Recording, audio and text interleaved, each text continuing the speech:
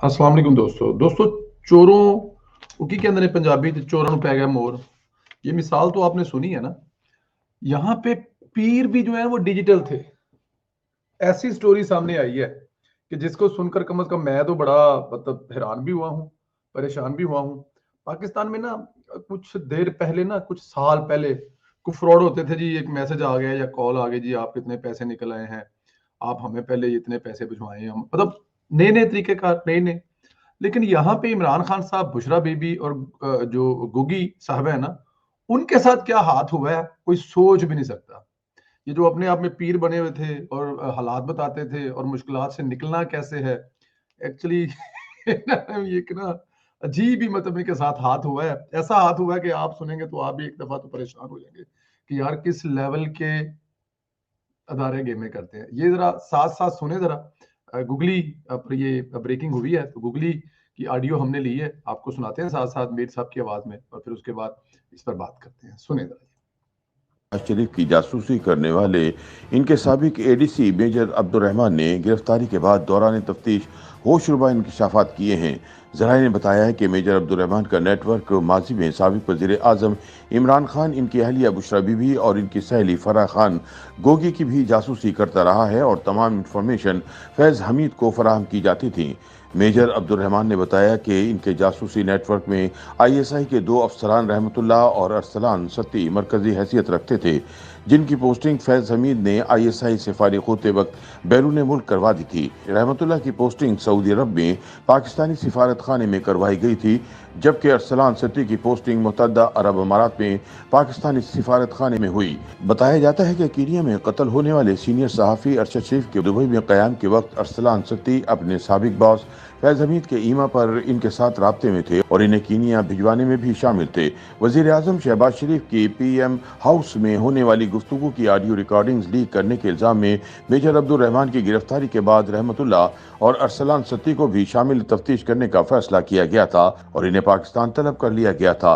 बताया जाता है कि रहमतुल्लाह को सऊदी अरब से पाकिस्तान लाया जा चुका है, जबकि अरसलान सत्ती कहीं गायब हो चुका है। दौरान तफ्तीश रहमतुल्लाह ने इंकशाफ किया कि वो फैज़ हमीद के ईमा पर माजी में इमरान खान, बुशरा बीबी और फराह गोगी की जासूसी करता रहा है और फिर प्रोजेक्ट रहमत के तहत उनका पीर भी बन गया। मौसूफ ने एक दिलचस्प कहानी सुनाई और बताया कि इसने बुशरा तक पहुंचने के लिए फराह गोगी को कैसे यहाँ से ट्रैप किया। मजे की स्टोरी शुरू होती रहमतुल्लाह के मुताबिक वो फराह गोगी को पीर बनकर मिला और जल्द ही शीशे में उतार लिया। फराह ने रहमत को बुशरा बीबी से भी मिलवाया और वो भी इसको मानने लगी। इसका तरीक़ा वारदात ये था कि वो सारा दिन अपने नेटवर्क के ज़रिए फराह गोगी और बुशरा बीबी की फ़ोन पर होने वाली गुफ्तगू सुनता और फिर इन्हें बताता कि इनकी ज़िंदगी में क्या मसाइल चल रहे हैं और इन्हें कैसे हल किया जा सकता है।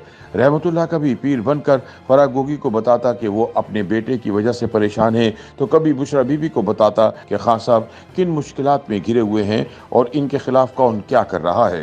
ज्यादा दिलचस्प बात यह है कि बुशरा बीबी भी अपने शौहर इनामदार को बताती कि इनकी जिंदगी में क्या मसाइल चल रहे हैं और इनके दोस्त और दुश्मन क्या कर रहे हैं। यूं खान साहब का अपनी पीरनी पर ईमान मजीद मजबूत होता चला गया।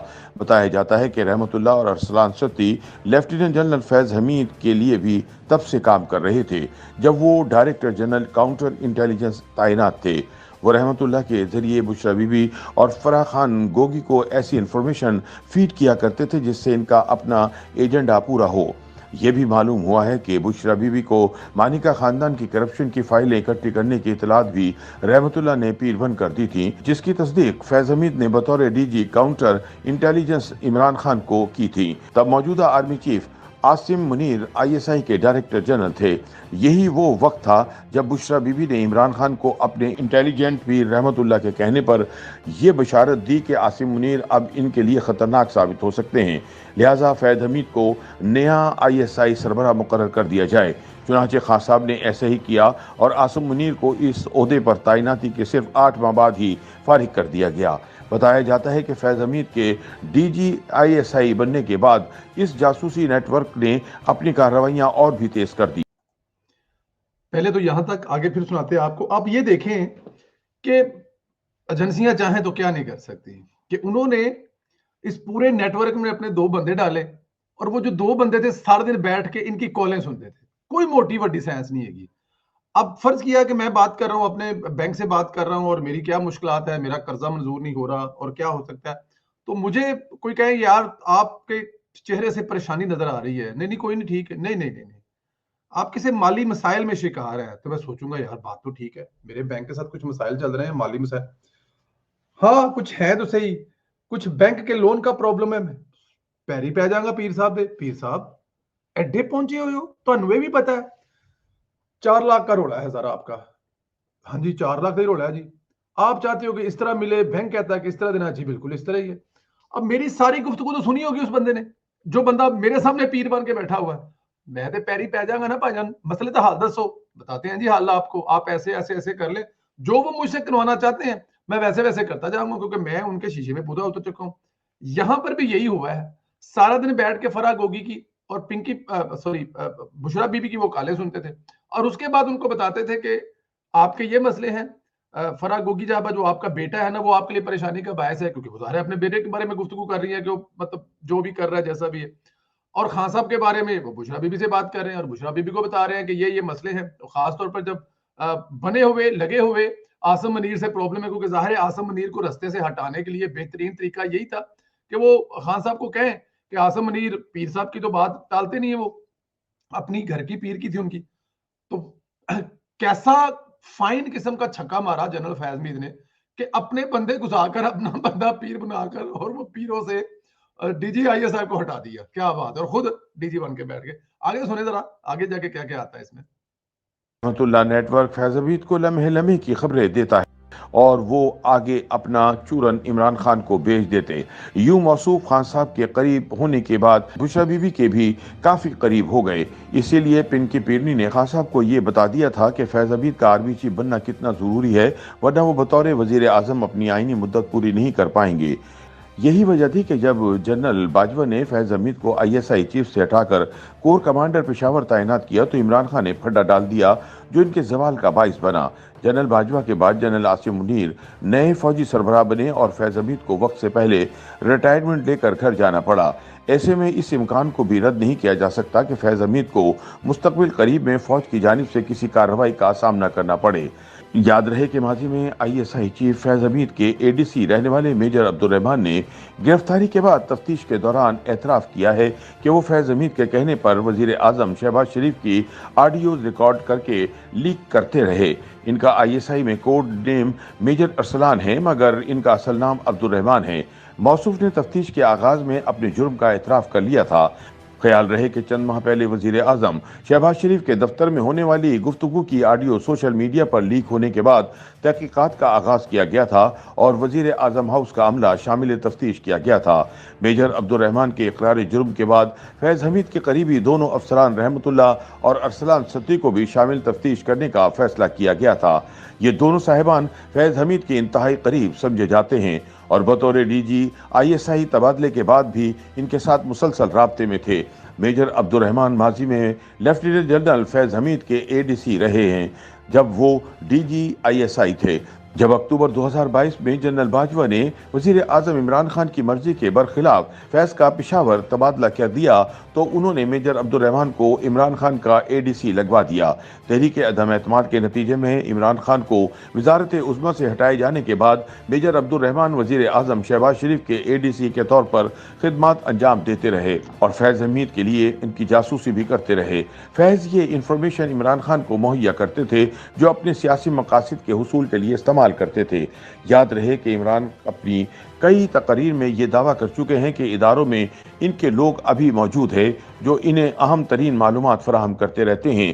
تاہم جب وزیر اعظم ہاؤس کی آڈیو لیکس کی تحقیقات شروع ہوئیں تو D G I S I Nadeem Ahmed Anjum کے حکم پر میجر عبد الرحمان کو حراست میں لے لیا گیا, جس نے فوری اعتراف جرم کر لیا.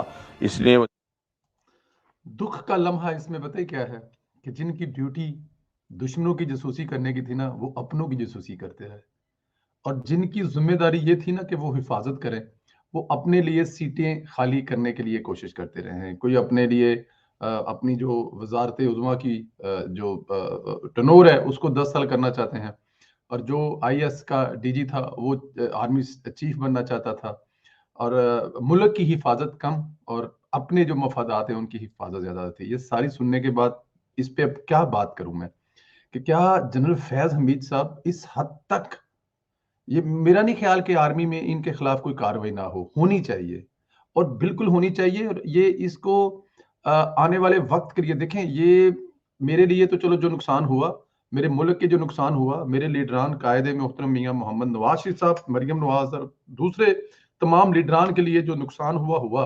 पाकिस्तान आर्मी का नाम देखें कि आर्मी के अंदर एक अपना ही अफसर एक स्पाई था, अपना ही अफसर एक, मैं तो गलत नहीं हूं तो गद्दारी भी की जा सकती कि वो अपने आइन से एहराफ कर कर गद्दारी कर रहे थे, कि उन्होंने दो बंदे इधर लगाए हुए हैं जो पिंकी पीरनी और उनकी बातें सुनकर उन्हीं को फीड कर रहे हैं, उन्हीं को मशवरे दे रहे हैं और खान साहब को ये बता रहे हैं कि अगर ये बंदा चला गया तो आपकी वजारत उज़्मा पूरी नहीं हुई की, और वो बात भी पूरी हुई। और ये सारा कुछ पीछे बैठ के करवा कौन रहे हैं? फैज हमीद साहब, इसलिए कि वो आर्मी चीफ बन जाए। मुल्क अजीज नहीं, मुल्क की फौज अजीज नहीं, वो अदारा जिसने उनको इतनी इज्जत दी वो अदारा उनको अजीज नहीं है। अजीज है तो उनको वो चीफ ऑफ आर्मी स्टाफ की कुर्सी जिस पर वो किसी भी सूरत में बैठना चाहते हैं। बाकी सारी बातें आपने सुन ली हैं, मेरा ख्याल में इसमें मुझे मजीद ऐड करने की जरूरत नहीं। मेरे लिए सिर्फ ये लम्हा फिक्रिया और दुख और तकलीफ वाली बात है कि ये इस लेवल तक गिर सकते हैं। और इमरान खान साहब जो अक्सर बताते थे कि मैं अंदर की गुफ्तगू जानता हूँ, मेरे खिलाफ क्या हो रहा है, कौन क्या कर रहा है, अब आपने देख लिया है। भोले भाले हमारे वज़ीर आज़म और हमारी हुकूमत के, उन्होंने आते उन्हीं लोगों के साथ काम करना शुरू कर दिया। बट एनी हाउ करना भी चाहिए। ये उन्हीं लोग, कोई इंडिया के तो इसराइल के लोग तो नहीं है ना, हमारे पाकिस्तान के लोग हैं, हमारी पाकिस्तान की आर्मी के ऑफिसर हैं, हमारे जो खुफिया अदारे हैं उनके ऑफिसर हैं, तो इन्हीं के साथ नहीं काम करना तो अब किन के साथ करना है? यही तो हमें दूसरे मुल्क के दुश्मनों से, जासूसों से प्रोटेक्ट करने के लिए हमारे साथ खड़े हैं। और अगर यही हमारे साथ कर लें तो फिर अपना सीना ही पीटा जा सकता है, अपना माथा ही किसी दीवार में मारा जा सकता है, और क्या किया जा सकता है।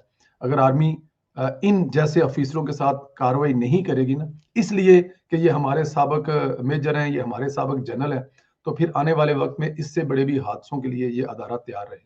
खुदारा इन लोगों के खिलाफ जरूर कार्रवाई करनी चाहिए, इबरत का निशान बनाना चाहिए कि इतना प्रोफेशनल अदारा जो कि जिसका पूरी दुनिया में नाम है, उसके अंदर जनरल फैज हमीद साहब क्या कर रहे थे। आप भी इस पे कमेंट कर सकते हैं। अपना ख्याल रखें, इजाजत दें, खुदा।